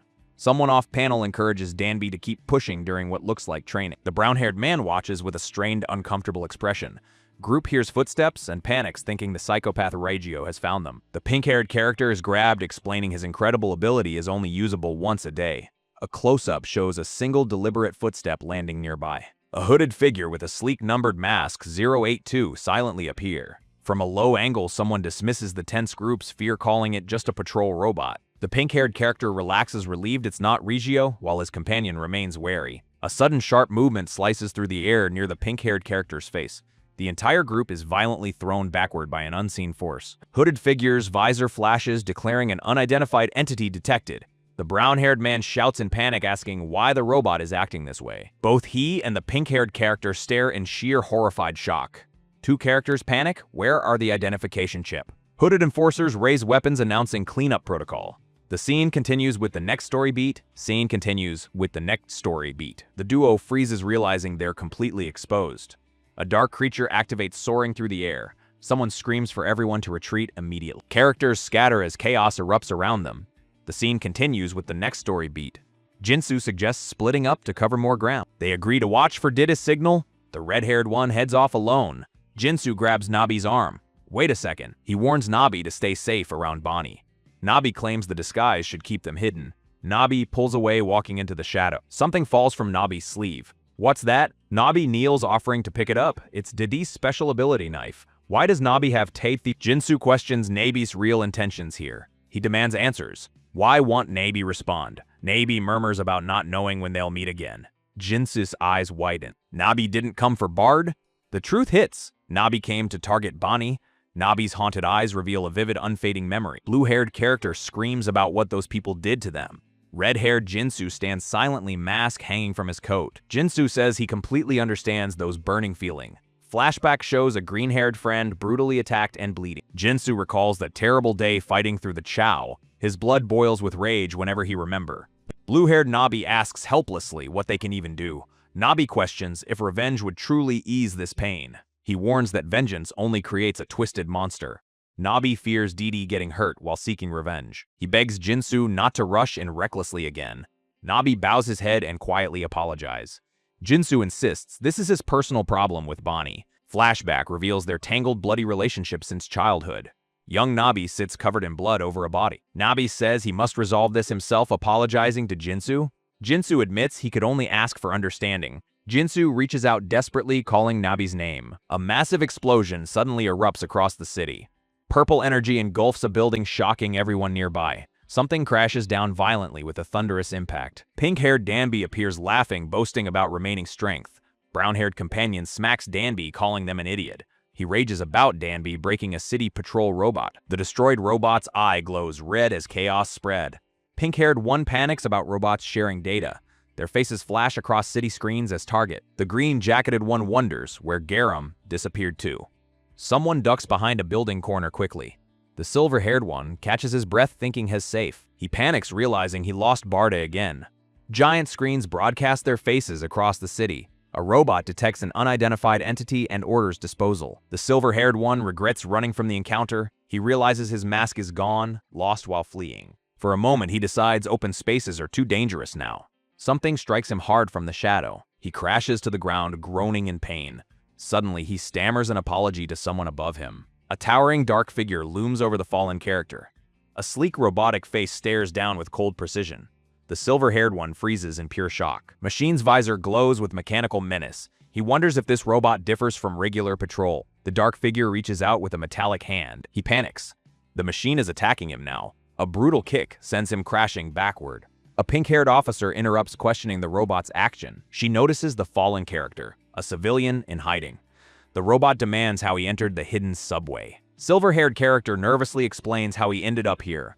A pink-haired officer and a masked guard question if people are from the strange city. He tries to slip away quietly, hoping to avoid trouble. The officer notices his unique hair color and grows suspicious. He awkwardly denies being from the strange city as they corner him. The officer decides it's easier to just take him along. He curses under his breath, realizing has been caught. Elsewhere, guards rush toward the source of a loud explosion. Charlotte and Didi examine the scene, noting it wasn't caused by their ally. Charlotte wonders if the Pleasure City intruders are responsible. Relieved their friends are safe, they decide to retrieve them quickly. Didi reminds Charlotte to carefully track the signal for Nabi and Jinsu. They agree to search the immediate area, assuming the targets didn't get far. Charlotte suddenly remembers they lack ID chips and are vulnerable to robot. A familiar, ominous footsteps approach, and someone sighs in recognition.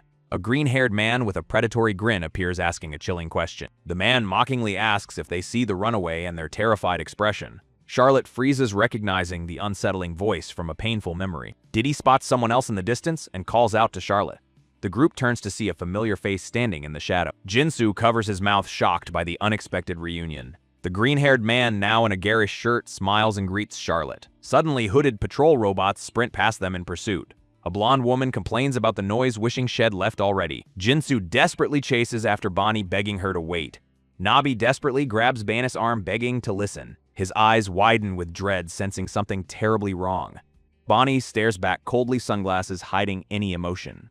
Nabi recalls those strange, glowing eyes from before. Someone mentions the eyes were definitely using some power. Nabi remembers that awful, unmistakable smell lingering. He insists Bonnie changed right after that encounter. Nabi mutters, "This is all becoming weird crap now." Bonnie shoves him away, furious at being ordered around. Nabi snaps back, calling Bonnie just a drug addict.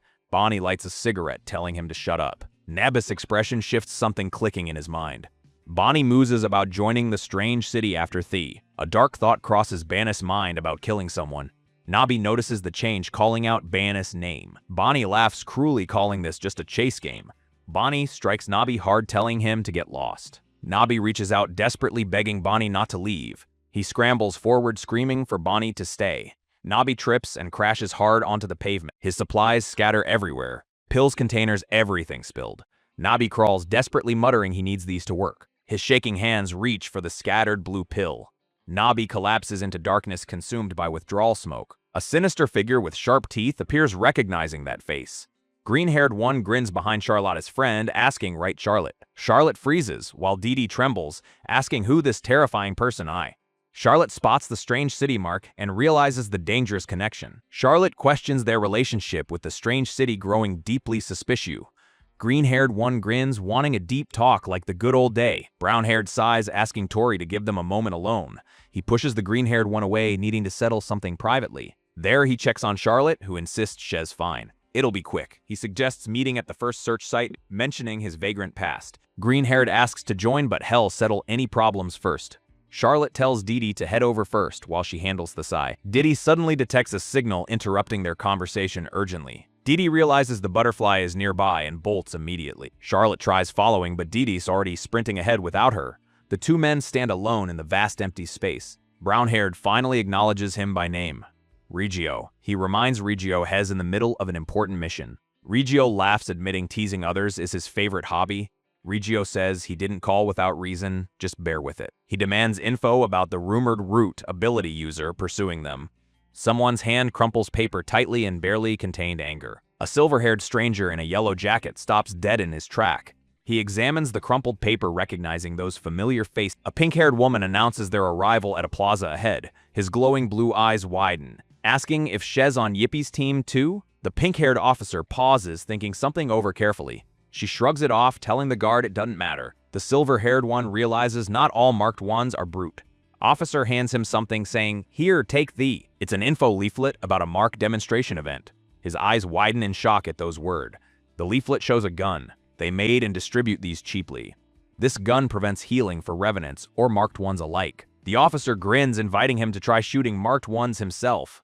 He realizes the strange city orchestrated all of this horror. The officer leaves casually, telling him to spread the word.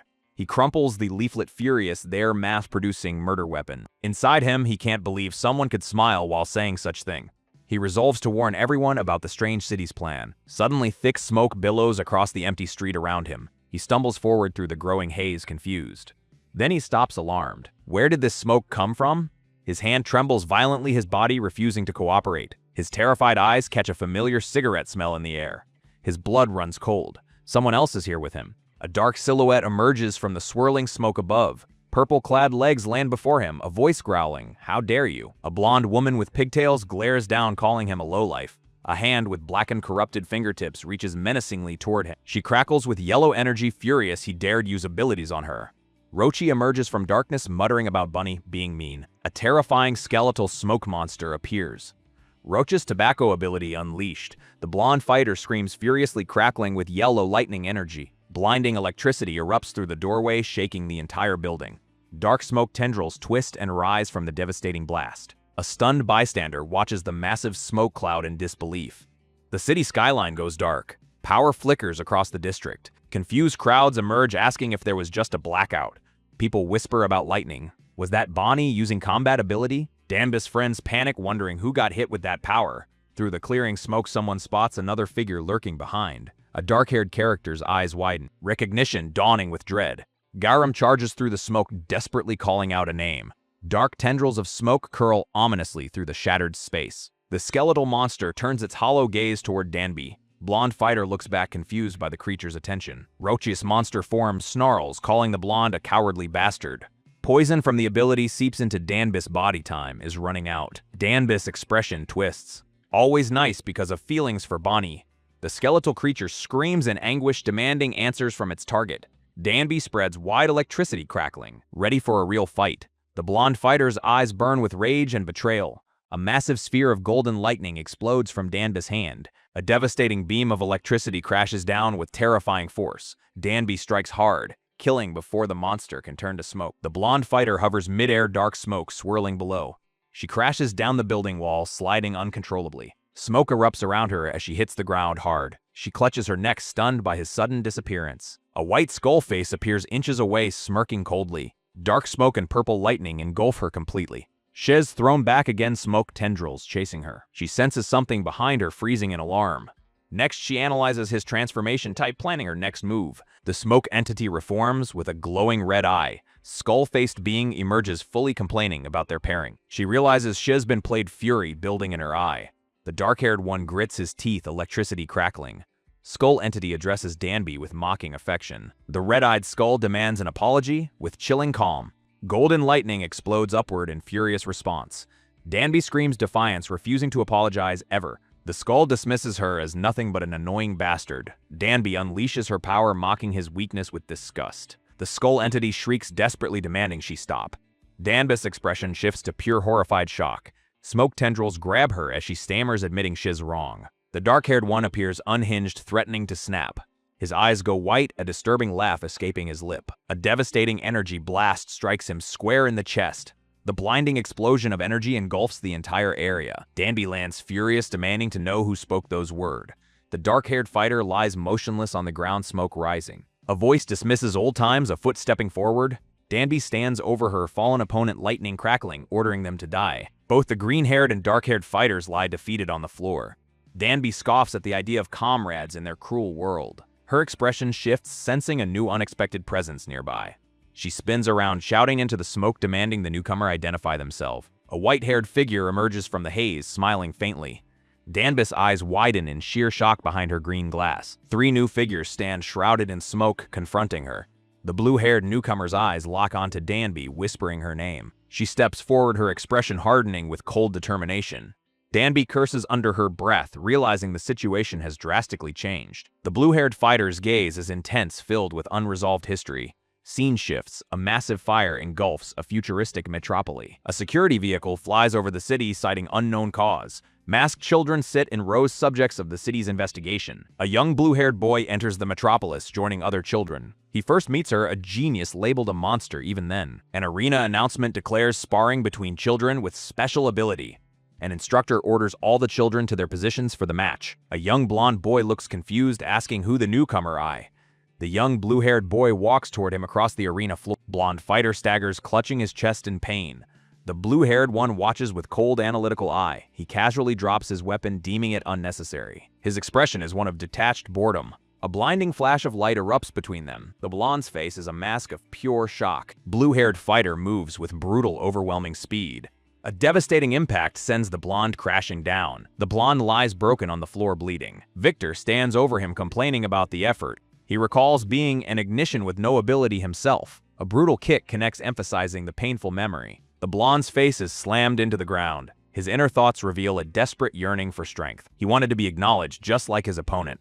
The scene shifts. The blue-haired one walks away. A bandaged blonde calls out, trying to get his attention. He stammers, asking if they remember their earlier spar. For a moment, he confesses his desire to become strong like him. A voice interrupts, calling the blonde away impatiently. The blue-haired one glances back with a dismissive remark. He says he doesn't remember every loser he beat. The blonde watches him leave, pointing in surprise. A flashback shows the vast gap between their level. A trainer announces their final deadly training session. The blast unleashes a hellish vision of chaos and monstrous scream.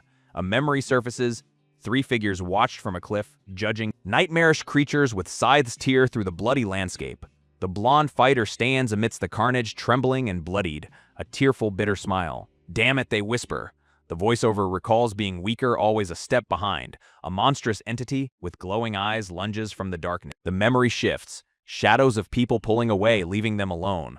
A close-up of pure self-loathing, anguish, and resentment. Back on the cliff, the thought cries out for power. A colossal pillar of yellow lightning erupts from the sky. The energy detonates in a blinding, earth-shattering explosion. Lightning arcs across the ground, scorching the monstrous remains. The scorched, skeletal remains of the creatures litter the ground.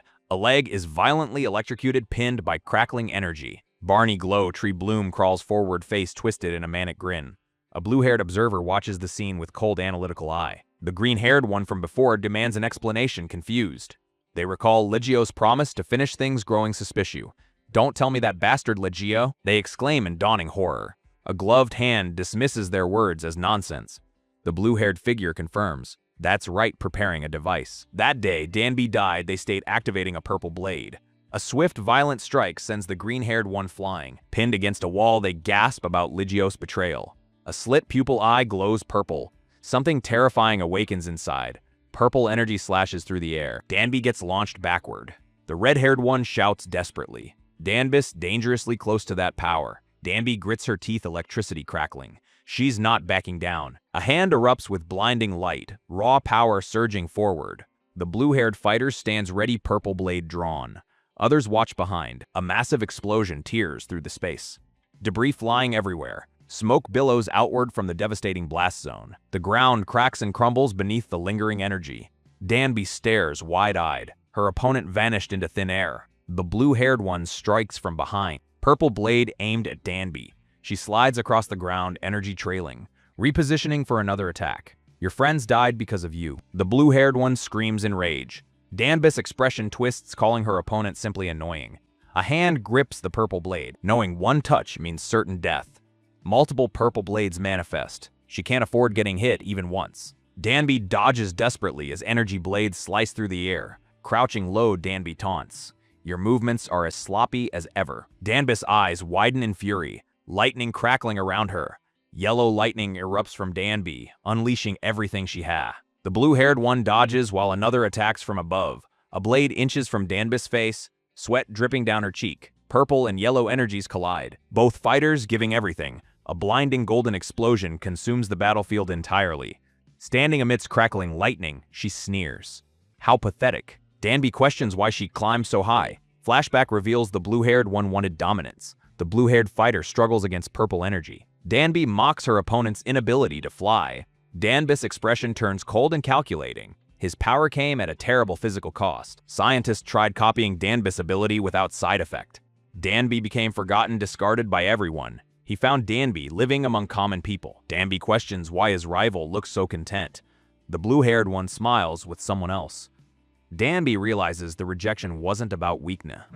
The truth hits. Someone else was favored. Danby refuses to let others be happy alone. He vows to destroy everything that hurt him. Danby unleashes devastating lightning attack. The blue-haired fighter takes a brutal hit.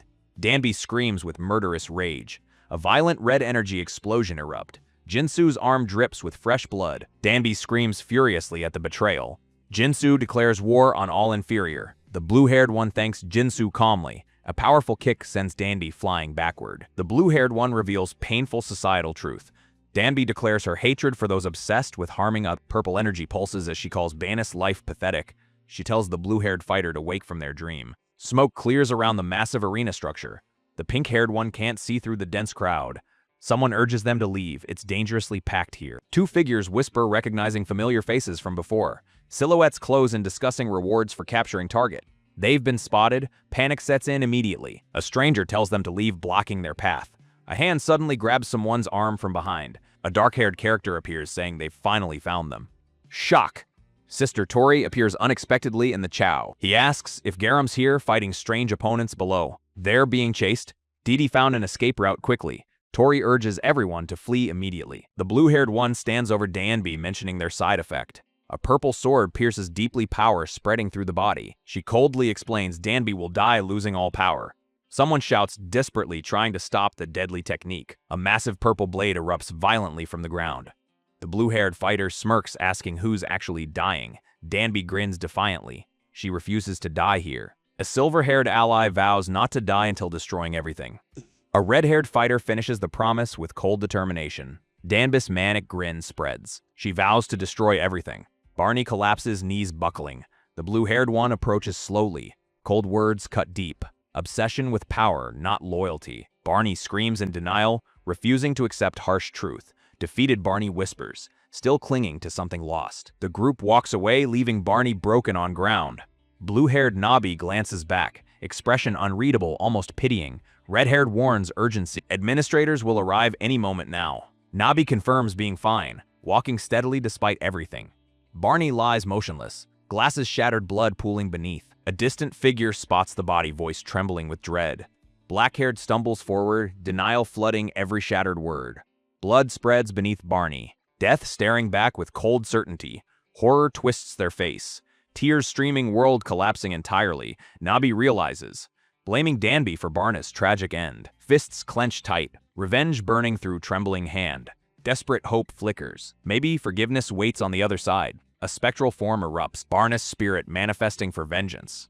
Nobby freezes, confronting something terrifying rising behind them. The companions watch in stunned, horrified disbelief. Brutal impact. Nobby gets struck violently, blood spraying everywhere. The ghostly skull snarls, "You took everything from me." Blood splatters across the ground. Devastating blow lands hard. Red eyes burn with fury, promising far worse suffering ahead. Nobby gets torn apart. Barney's vengeful spirit showing no mercy. The dark-haired fighters face twists in utter confusion. Red and silver-haired allies scream Nobby's name in panic. The red-haired one charges forward, fists blazing with fury. A devastating impact explodes across the battlefield. He swings wildly, unleashing everything against the monster. The skeletal entity cackles, asking how they're enjoying Thray. It demands they suffer more, relishing their pain. The red-haired fighter grins maniacally through the chow. He launches himself directly at the towering nightmare. Nobby lies broken, barely conscious, in someone's arm. The silver-haired one holds Nobby, voice trembling with dread. Nobby watches helplessly. Jinsu can't win this alone. Flashback reveals why they couldn't resist those attacker. The blonde with green glasses and her crew appear menacing. Nobby grips a purple blade, teeth clenched in desperation. The skeletal horror recalls Roach vanishing like smoke. Purple energy erupts. Someone broke under impossible pressure. Even fighting again means certain defeat against this monster. The red-haired one stands alone against overwhelming power. Silver-haired watches in horror. Jinzu will fall next. His eyes widen, realizing the terrible truth approaching. The red-haired fighter gets hurled backward through the air. A massive pillar of energy slams him into the ground. The silver-haired one shields Nobby from the shockwave. He realizes he must fight too, but Jinsu's already hurt. A blonde figure warns Garam to hide their abilities from now on. Garam, confused, asks why this sudden change in strategy. The blonde explains Garam's power attracts far too much attention. A flashback shows Garam summoning massive roots, creating a wall. Such a large-scale ability makes it easy to draw eye. The blonde warns that information could reach the city's other side. Garam sweats, realizing the risk to the outlier's very existence. A stern command. Only use your ability under my direction. Suddenly, a swirling vortex of smoke engulfs the area. A red-haired fighter stumbles, surrounded by the thick, paralyzing mist. A voice from the smoke taunts, asking if that's their best. A horrifying skull-like face emerges from the billowing smoke. The smoke entity board reveals its ability. Cigarette tobacco. Red-haired fighter scoffs, unimpressed by the annoying ability. He clenches his fist, declaring if that's all their eye. His fist glows with dark energy, warning the enemy to be nervous. He launches a powerful punch, but it passes through the smoke. The smoke entity easily reforms, mocking the futile physical attack. Fighter recalls the previous attack, noting the smoke's deceptive nature. His eyes lock onto a detail. A red spiked collar necklace. He realizes the smoke constantly gathers back to that necklace. A dawning realization hits. That necklace is the key. He can now roughly figure out the enemy's true location. The smoke entity laughs, knowing physical damage won't work. Fighter's arm begins to glow with a fierce red energy. The red-haired fighter's eyes narrow, sensing a critical weakness. Skeletal entity taunts, asking when it should feel nervous. The entity's eyes glow red, turning the question back. Red-haired fighter is thrown into the air by a powerful force. He crashes down, blood spraying from the impact. The entity mocks, asking if they ever learn.